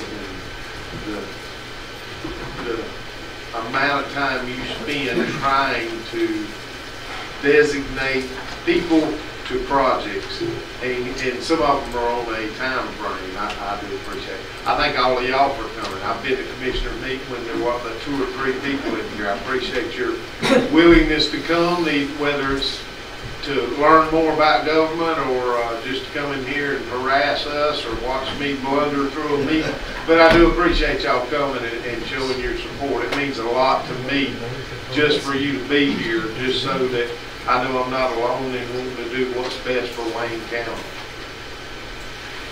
That's all I have. Now I make a motion that we,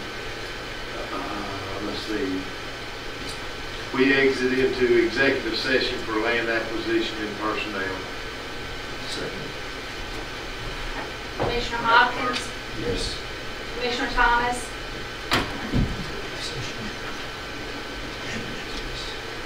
Commissioner Hickok. Yes. Commissioner Gordon. Yes. Commissioner Prairie. Yes. We'll be back.